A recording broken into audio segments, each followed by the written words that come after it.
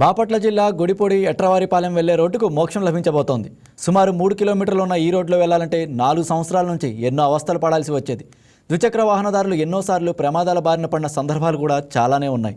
అలాంటి గతుకుల రోడ్డు నిర్మాణ పనులు వేగంగా జరుగుతున్నాయి. గుడిపూడి ఎట్రవారిపాలెం రోడ్డు నిర్మాణంతో ప్రయాణికులు హర్షం వ్యక్తం చేస్తున్నారు. ఎమ్మెల్యే వేగ్నేశ నరేంద్ర వర్మరాజు చొరవతో పనులు ముమ్మరంగా జరుగుతున్నాయని మెచ్చుకుంటున్నారు.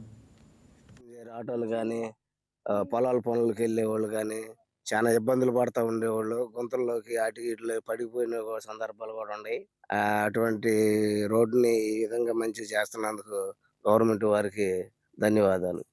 ఇంతకు ముందు ఈ రోడ్ నుంచి వెళ్ళాలంటే చాలా ఇబ్బంది పడేవాళ్ళం. అసలు ఇటువైపు ఒక రోడ్డు ఉందని కూడా అనేవాళ్ళు కాదు. ఒకసారి వచ్చిన తర్వాత మళ్ళీ రెండోసారి ఎవరు వచ్చేవాళ్ళు కాదు ఇటువైపు. దీన్ని పట్టించుకొని ఇంత అభివృద్ధి చేసినందుకు ఎమ్మెల్యే గారికి చాలా ధన్యవాదాలు తెలియపరుస్తున్నాను.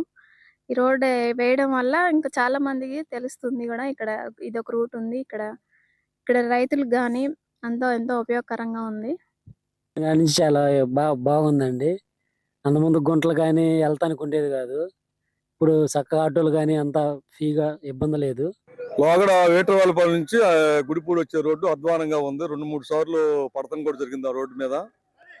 తర్వాత ఇప్పుడు వేసిన దానివల్ల బాగా ఉంది రోడ్లు.